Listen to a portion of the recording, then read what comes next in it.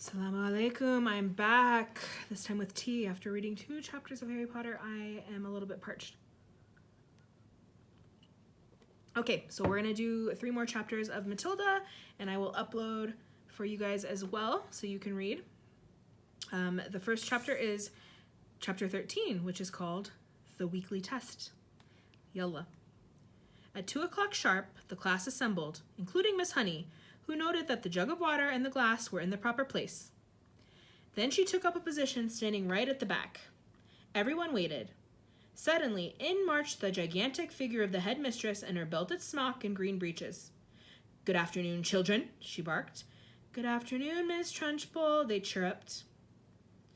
The headmistress stood before the class, legs apart, hands on hips, glaring at the small boys and girls who sat nervously at their desks in front of her. "Not a very pretty sight," she said. Her expression was one of utter distaste, as though she were looking at something a dog had done in the middle of the floor. "What a bunch of nauseating little warts you are." Everyone had the sense to stay silent. "It makes me vomit," she went on, "to think that I'm going to have to put up with a load of garbage like you in my school for the next 6 years. I can see that I'm going to have to expel as many of you as possible, as soon as possible, to save myself from going round the bend." She paused and snorted several times. It was a curious noise. You can hear the same sort of thing if you walk through a riding stable when the horses are being fed. "I suppose," she went on, "your mothers and fathers tell you you're wonderful. Well, I'm here to tell you the opposite, and you'd better believe me. Stand up, everybody." They all got quickly to their feet. "Now put your hands out in front of you, and as I walk past, I want you to turn them over so I can see if they are clean on both sides." The Trunchbull began a slow march along the rows of desks, inspecting the hands. All went well until she came to a small boy in the second row. "What's your name?" she barked. "Nigel," the boy said. "Nigel what?" "Nigel Hicks," the boy said. "Nigel Hicks what?" The Trunchbull bellowed. She bellowed so loud she nearly blew the little chap out of the window. "That's it," Nigel said, "unless you want my middle names as well." He was a brave little fellow, and one could see that he was trying not to be scared by the Gorgon who towered above him. "I do not want your middle names, you blister," the Gorgon bellowed. "What is my name?" "Miss Trunchbull," Nigel said. "Then use it when you address me. Now then, let's try again. What is your name?" "Nigel Hicks, Miss Trunchbull," Nigel said. "That's better," the Trunchbull said. "Your hands are filthy, Nigel. When did you last wash them?" "Well, let me think," Nigel said. "That's rather difficult to remember exactly. It could have been yesterday or it could have been the day before."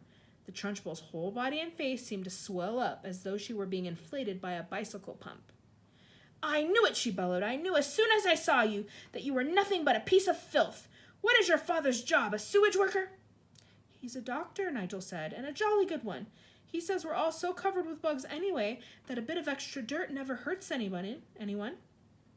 "I'm glad he's not my doctor," the Trunchbull said. "And why, might I ask, is there a baked bean on the front of your shirt?" "We had them for lunch, Miss Trunchbull." "And do you usually put your lunch on the front of your shirt, Nigel? Is that what this famous doctor fathers of yours has taught you to do?" "Baked beans are hard to eat, Miss Trunchbull. They keep falling off my fork." "You are disgusting," the Trunchbull bellowed. "You are a walking germ factory. I don't wish to see any more of you today. Go and stand in the corner on one leg with your face to the wall." "But, Miss Trunchbull—" "Don't argue with me, boy, or I'll make you stand on your head. Now do as you're told." Nigel went. "Now stay where you are, boy, while I test you on your spelling to see if you've learned anything at all this past week. And don't turn round when you talk to me. Keep your nasty little face to the wall. Now then, spell right." "Which one?" Nigel asked. "The thing you do with the pen, or the one that means the opposite of wrong?" He happened to be an unusually bright child, and his mother had worked hard with him at home on spelling and reading. "The one with the pen, you little fool." Nigel spelled it correctly, which surprised the Trunchbull. She thought she had given him a very tricky word, one that he wouldn't yet have learnt, and she was peeved that he had succeeded. Then Nigel said, still balancing on one leg and facing the wall, "Miss Honey taught us how to spell a new, very long word yesterday." "And what word was that?" the Trunchbull asked softly. The softer her voice became, the greater the danger. But Nigel didn't know this. "Difficulty," Nigel said. "Everyone in the class can spell difficulty now." "What nonsense," the Trunchbull said. "You are not supposed to learn long words like that until you are at least 8 or 9. And don't try to tell me everybody in the class can spell that word. You are lying to me, Nigel." Test someone, Nigel said, taking an awful chance. Test anyone you like. The Trunchbull's dangerous glittering eyes roved around the classroom. You, she said, pointing at a tiny and rather daft little girl called Prudence. Spell difficulty. Amazingly, Prudence spelled it correctly and without a moment's hesitation. The Trunchbull was properly taken aback. Humph! She snorted. And I suppose Miss Honey wasted the whole of one lesson teaching you to spell that one single word. Oh, no, she didn't, piped Nigel. Miss Honey taught it to us in 3 minutes, so we'll never forget it. She teaches us lots of words in 3 minutes. And what exactly is this magic method, Miss Honey? Asked the headmistress. I'll show you, piped up the brave Nigel again, coming to Miss Honey's rescue. Can I put my other foot down and turn round, please, while I show you? You may do neither, snapped the Trunchbull. Stay as you are and show me just the same. All right, said Nigel, wobbling crazily on his one leg. Miss Honey gives us a little song about each word, and we all sing it together, and we learn to spell it in no time. Would you like to hear the song about difficulty? I should be fascinated, the Trunchbull said in a voice dripping with sarcasm. Here it is, Nigel said. Mrs. D, Mrs. I, Mrs. FFI, Mrs. C, Mrs. U, Mrs. LTY. That spells difficulty. How perfectly ridiculous, snorted the Trunchbull. Why are all these women married? And anyway, you're not meant to teach poetry when you're teaching spelling. Cut it out in the future, Miss Honey. But it does teach them some of the harder words wonderfully well, Miss Honey muttered. Don't argue with me, Miss Honey, the headmistress thundered. Just do as you're told. I shall now test the class on the multiplication tables to see if Miss Honey has taught you anything at all in that direction. The Trunchbull had returned to her place in front of the class, and her diabolical gaze was moving slowly among the rows of tiny pupils. You, she barked, pointing at a small boy called Rupert in the front row. What is 2 sevens? 16, Rupert answered with foolish abandon. The Trunchbull started advancing low and soft-footed upon Rupert in the manner of a tigress stalking a small deer. Rupert suddenly became aware of the danger signals and quickly tried again. It's 18, he cried. 2 sevens are 18, not 16. You ignorant little slug, the Trunchbull bellowed. You witless weed, you empty-headed hamster, you stupid gob of glue. She had now stationed herself directly behind Rupert, and suddenly she extended a hand the size of a tennis racket and grabbed all of the hair on Rupert's head in her fist. Rupert had a lot of golden-colored hair. His mother thought it was beautiful to behold and took delight in allowing it to grow extra long. The Trunchbull had as great a dislike for long hair on boys as she had for plaits and pigtails on girls, and she was about to show it. She took a firm grip on Rupert's long golden tresses with her giant hand, and then, by raising her muscular right arm, she lifted the helpless boy clean out of the chair and held him aloft. Rupert yelled. He twisted and squirmed and kicked the air and went on yelling like a stuck pig, and Miss Trunchbull bellowed, 2 sevens are 14! 2 sevens are 14! I'm not letting you go until you say it! From the back of the class, Miss Honey cried out, Miss Trunchbull, please let him down. You're hurting him. All his hair might come out. And well it might if he doesn't stop wiggling, snorted the Trunchbull. Keep still, you squirming worm. It really was quite an extraordinary sight to see this giant headmistress dangling the small boy high in the air, and the boy spinning and twisting like something on the end of a string and shrieking his head off. Say it, bellowed the Trunchbull. Say 2 sevens are 14. Hurry up, or I'll start jerking you up and down, and then your hair will really come out, and we'll have to get enough of it to stuff a sofa. Get on with it, boy. Say 2 sevens are 14, and I'll let you go. 2 sevens are 14, gasped Rupert, whereupon the Trunchbull, true to her word, opened her hand and quite literally let him go. He was a long way off the ground when she released him, and he plummeted to earth and hit the floor and bounced like a football. Get up and stop whimpering, the Trunchbull barked.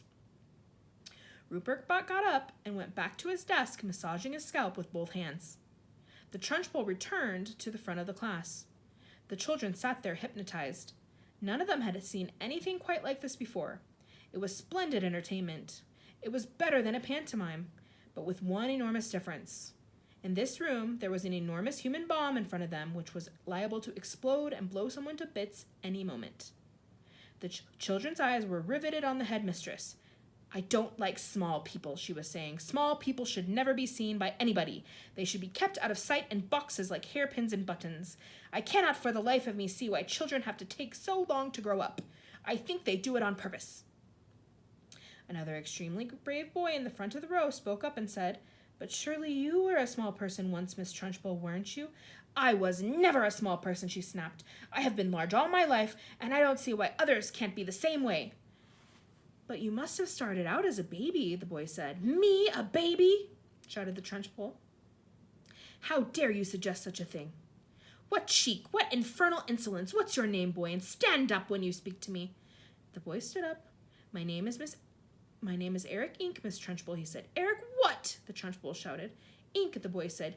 Don't be a jerk, boy. There's no such name. Look in the phone book, Eric said. You'll see my father there under Ink. Very well, then, the Trunchbull said. You may be Ink, young man, but let me tell you something. You're not indelible. I'll very soon rub you out if you try getting clever with me. Spell what? I don't understand, Eric said. What do you want me to spell? Spell what, you idiot? Spell the word what? W-O-T, Eric said, answering too quickly. There was a nasty silence. I'll give you one more chance, the Trunchbull said, not moving. Oh, yes, I know, Eric said. It's got an H in it. W-H-O-T. It's easy. In 2 large strides, the Trunchbull was behind Eric's desk, and there she stood, a pillar of doom towering over the helpless boy. Eric glanced fearfully back over his shoulder at the monster. I was right, wasn't I? He muttered nervously. You were wrong, the Trunchbull barked. In fact, you strike me as a sort of poisonous little pockmark that will always be wrong. You sit wrong, you look wrong, you speak wrong. You are wrong all round. I will give you one more chance to be right. Spell what? Eric hesitated. Then he said very slowly, it's not W-O-T and it's not W-H-O-T. I know. It must be W-H-O-T-T. Standing behind Eric, the Trunchbull reached out and took hold of the boy's ears, one with each hand, pinching them between forefinger and thumb. Ow, Eric cried. Ow, you're hurting me. I haven't started yet, the Trunchbull said briskly. And now, taking a firm grip on his 2 ears, she lifted him bodily out of his seat and held him aloft. Like Rupert before him, Eric squealed the house down. From the back of the classroom, Miss Honey cried out, Miss Trunchbull, don't! Please let him go. His ears might come off. They'll never come off, the Trunchbull shouted back. I have discovered through long experience, Miss Honey, that the ears of small boys are stuck very firmly to their heads. Let him go, Miss Trunchbull, please, begged Miss Honey. You could damage him. You really could. You could wrench them right off. Ears never come off, the Trunchbull shouted. They stretch most marvelously, like these are doing now, but I can assure you they never come off. Eric was squealing louder than ever and pedaling the air with his legs. Matilda had never before seen a boy, or anyone else for that matter, held aloft by his ears alone. Like Miss Honey, she felt sure both ears were going to come off at any moment with all the weight that was on them.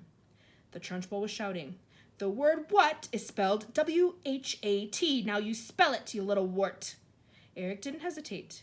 He had learned from watching Rupert a few minutes before that the quicker you answered, the quicker you were released. W-H-A-T, he squealed, spells what? Still holding him by the ears, the Trunchbull lowered him back into his chair behind his desk. Then she marched back to the front of the class, dusting off her hands one against the other like someone who had been handling something rather grimy. That's the way to make them learn, Miss Honey, she said. You take it from me. It's no good just telling them. You've got to hammer it into them. There's nothing like a little twisting and twiddling to encourage them to remember things. It concentrates their minds wonderfully. You can do them permanent damage, Miss Trunchbull, Miss Honey cried out. Oh, I have. I'm quite sure I have, the Trunchbull answered, grinning. Eric's ears have been stretched quite considerably in the last couple of minutes. They'll be much longer now than they were before. There's nothing wrong with that, Miss Honey. It'll give him an interesting pixie look for the rest of his life. But Miss Trunchbull, oh, do shut up, Miss Honey. You're as wet as any of them. If you can't cope in here, then you can go and find a job in some cotton wool private school for rich brats. When you have been teaching for as long as I have, you'll realize that it's no good at all being kind to children. Read Nicholas Nickleby, Miss Honey, by Mr. Dickens. Read about Mr. Wackford Squeers, the admirable headmaster of the Dothby's Hall. He knew how to handle the little brutes, didn't he? He knew how to use the birch, didn't he? He kept their backsides so warm you could have fried eggs and bacon on them. A fine book, that, but I don't suppose this bunch of morons we've got here will ever read it, because by the look of them, they are never going to learn to read anything. I've read it, Matilda said quietly. The Trunchbull flicked her head round and looked carefully at the small girl with dark hair and deep brown eyes sitting in the second row. What did you say? She asked sharply. I said I've read it, Miss Trunchbull. Read what? Nicholas Nickleby, Miss Trunchbull. You are lying to me, madam, the Trunchbull shouted, glaring at Matilda. I doubt there is a single child in the entire school who has read that book. And here you are, an unhatched shrimp, sitting in the lowest form there is, trying to tell me a whopping great lie like that. Why do you do it? Why must you take me for a fool? Do you take me for a fool, child? Well, Matilda said, then she hesitated. She would have liked to have said, yes, I jolly well do, but that would have been suicide. Well, she said, again, still hesitating, still refusing to say no. The Trunchbull sensed what the child was thinking, and she didn't like it. Stand up when you speak to me, she snapped. What is your name? Matilda stood up and said, My name is Matilda Wormwood, Miss Trunchbull. Wormwood, is it? Trunchbull said. In that case, you must be the daughter of that man who owns Wormwood Motors. Yes, Miss Trunchbull. He's a crook. The Trunchbull shouted. A week ago, he sold me a second-hand car that he said was almost new. I thought he was a splendid fellow then. But this morning, while I was driving that car through the village, the entire engine fell out onto the road. The whole thing was filled with sawdust. That man's a thief and a robber. I'll have his skin for sausages. You see if I don't. He's clever at his business, Matilda said. Clever, my foot! The Trunchbull shouted. Miss Honey tells me that you are meant to be clever, too. Well, madam, I don't like clever people. They are all crooked. You are most certainly crooked. Before I fell out with your father, he told me some very nasty stories about the way you behaved at home. But you better not try anything in this school, young lady. I shall be keeping a very careful eye on you from now on. Sit down and keep quiet. And that is the end of chapter 13. Sorry, guys. With the fasting during the day, I drink a lot at night. As you know. Chapter 14. The First Miracle. Matilda sat down again at her desk. The Trunchbull seated herself behind the teacher's table. It was the first time she had sat down during the lesson. Then she reached out a hand and took hold of her water jug. Still holding the jug by the handle, but not lifting it yet, she said, I have never been able to understand why small children are so disgusting. They are the bane of my life. They are like insects. They should be got rid of as early as possible. We get rid of flies with fly spray and by hanging up fly paper. I have often thought of inventing a spray for getting rid of small children. How splendid it would be to walk into the classroom with a gigantic spray gun in my hands and start pumping it. Or better still, some huge strips of sticky paper. I would hang them all around the school and you'd all get stuck to them, and that would be the end of it. Wouldn't that be a good idea, Miss Honey? If it's meant to be a joke, Headmistress, I don't think it's a very funny one, Miss Honey said from the back of the class. You wouldn't, would you, Miss Honey? The Trunchbull said. And it's not meant to be a joke. My idea of a perfect school, Miss Honey, is one that has no children in it at all. One of these days I shall start up a school like that. I think it will be very successful. The woman's mad, Miss Honey was telling herself. She's round the twist. She's the one who ought to be got rid of. Miss Trunchbull now lifted the large blue porcelain water jug and poured some water into her glass. And suddenly, with the water, out came the long, slimy newt straight into the glass. Plop! The Trunchbull let out a yell and leapt out of her chair as though a firecracker had gone off underneath her. And now the children also saw the long, thin, slimy, yellow-bellied, lizard-like creature twisting and turning in the glass. And they squirmed and jumped about as well, shouting, What is it? Oh, it's disgusting! It's a snake! It's a baby crocodile! It's an alligator! Look out, Miss Trunchbull, cried Lavender. I'll bet it bites. The Trunchbull, this mighty female giant, stood there in her green breeches, quivering like a blancmange. She was especially furious that someone had succeeded in making her jump and yell like that because she prided herself on her toughness. She stared at the creature twisting and wriggling in the glass. Curiously enough, she had never seen a newt before. Natural history was not her strong point. She hadn't the faintest idea what this thing was. It certainly looked extremely unpleasant.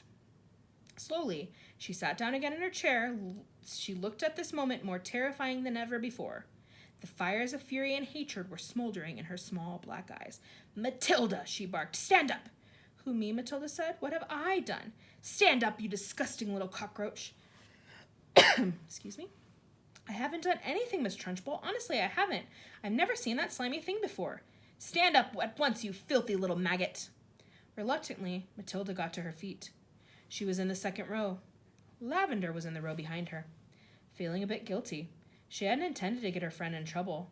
On the other hand, she was certainly not about to own up.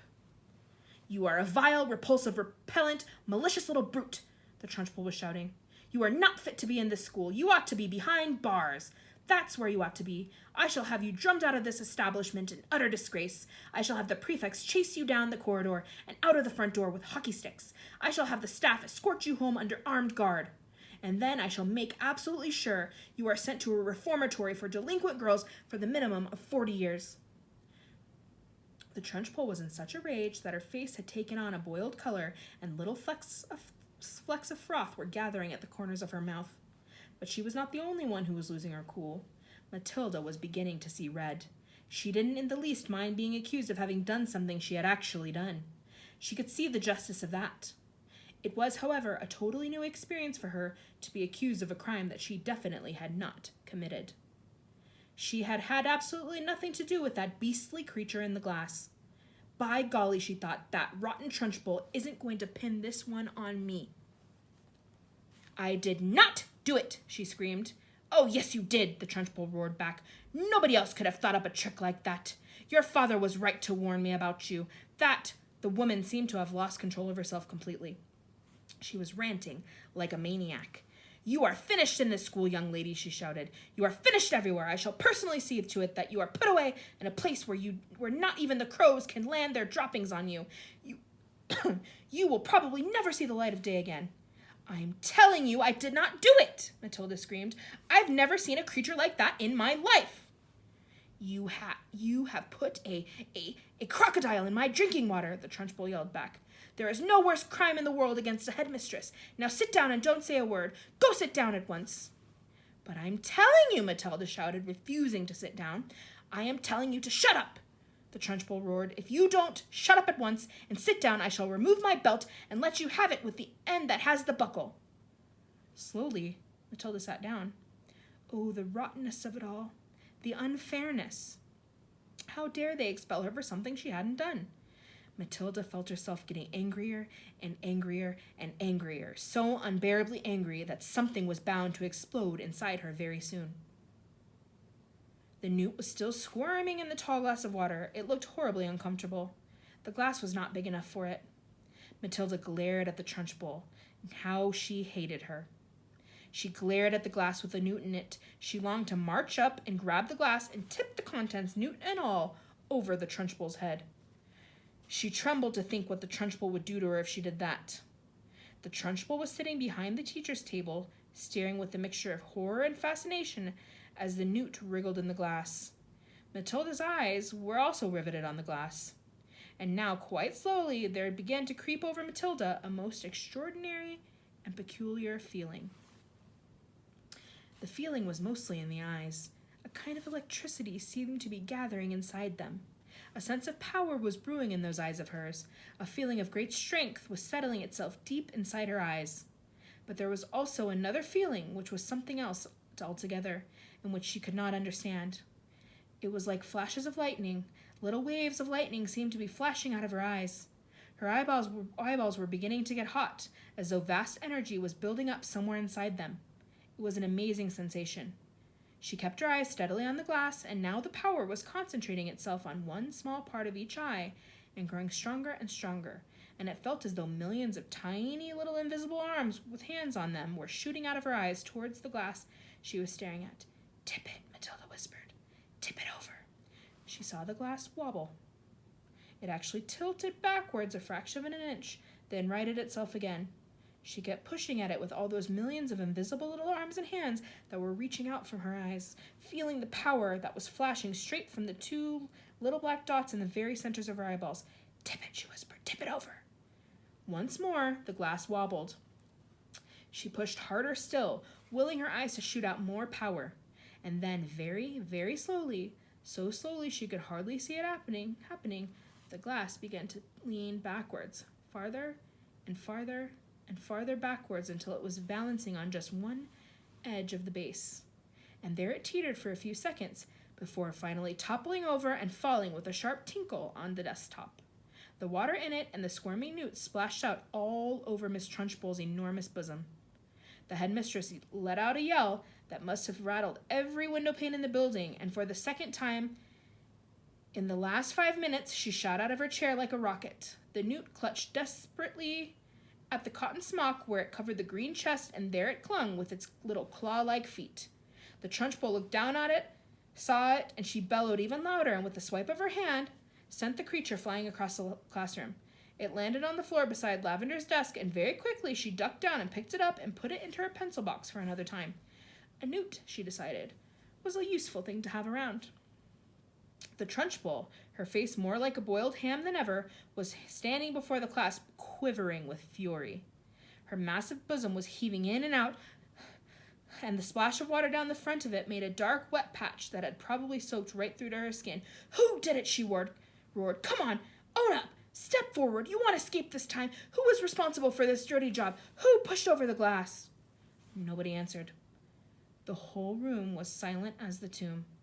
"Matilda," she roared. "It was you! I know it was you!" Matilda, in the second row, sat very still and said nothing. A strange feeling of serenity and confidence was sweeping over her, and all of a sudden, she found that she was frightened by nobody in the world. With the power of her eyes alone, she had compelled a glass of water to tip and spill its contents all over the horrible headmistress.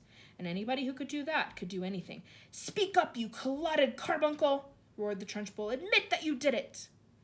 Matilda looked right back into the flashing eyes of this infuriated female giant and said with total calmness, "I have not moved away from my desk, Miss Trunchbull, since the lesson began.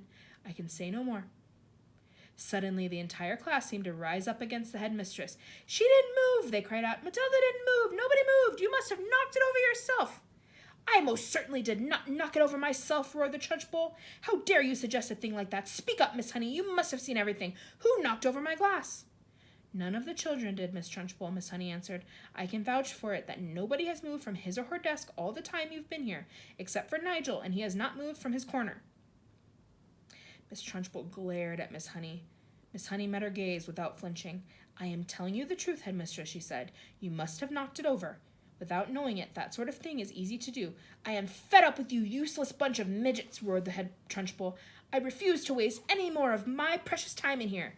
And with that, she marched out of the classroom, slamming the door behind her. In the stunned silence that followed, Miss Honey walked up to the front of the class and stood behind her table. "Phew," she said. "I think we've had enough school for one day, don't you? The class is dismissed. You may all go out into the playground and wait for your parents to come and take you home." And that is the end of chapter 14.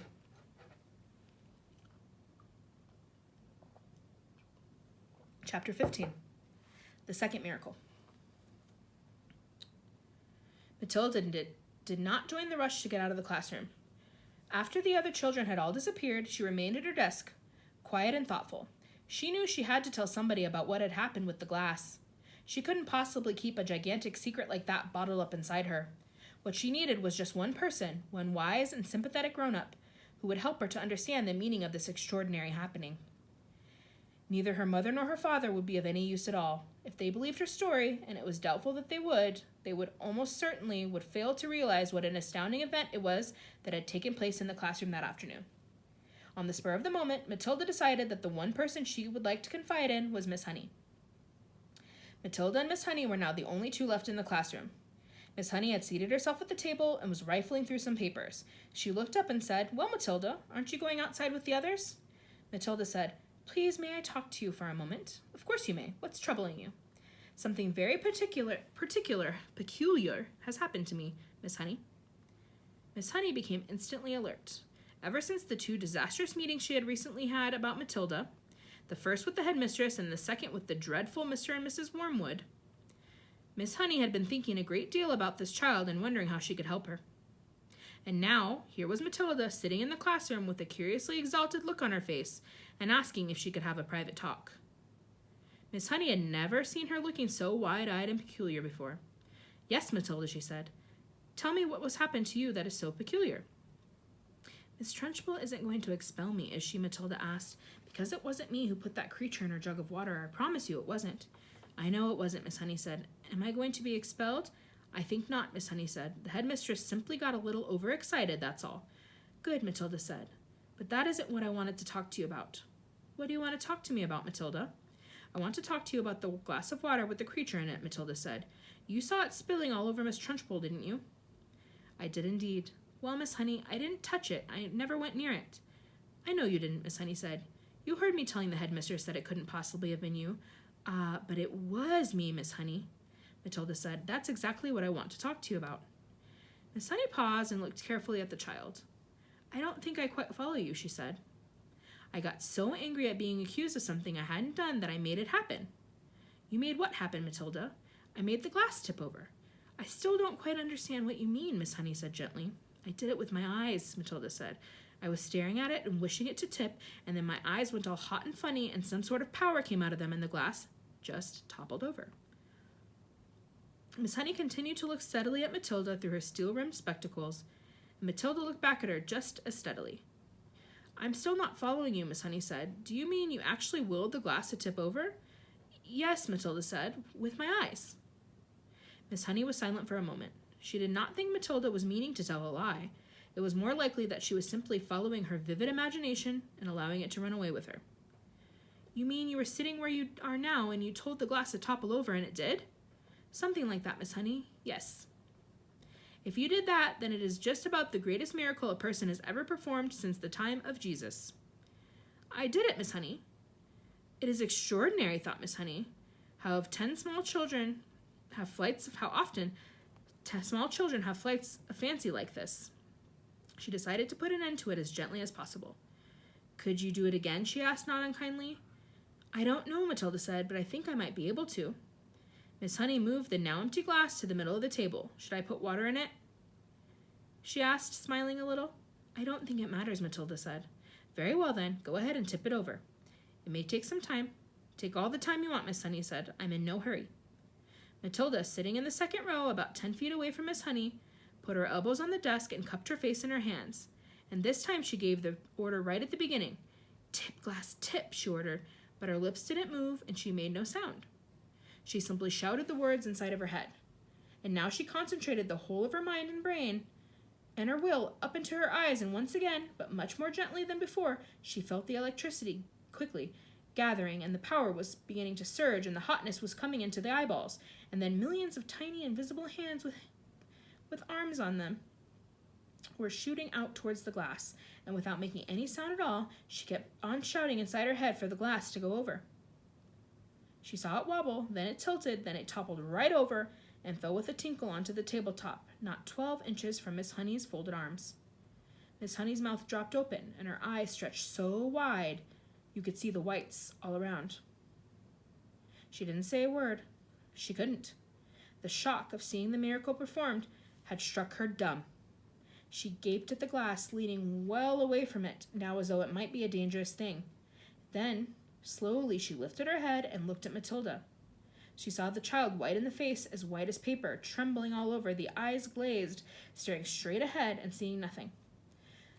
The whole face was transfigured, the eyes round and bright, and she was sitting there speechless, quite beautiful in a blaze of silence. Miss Honey waited, trembling a little herself and watching the child as she slowly stirred herself back into consciousness. And then suddenly, click, went her face into a look of almost seraphic calm. I'm all right, she said and smiled. I'm quite all right, Miss Honey, so don't be alarmed. You seem so far away, Miss Honey whispered, awestruck.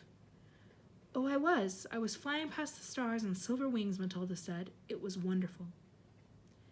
Miss Honey was still gazing at the child in absolute wonderment, as though she were the creation, the beginning of the world, the first morning. It went much quicker this time, Matilda said quietly. It's not possible. Miss Honey was gasping. I don't believe it. I simply don't believe it.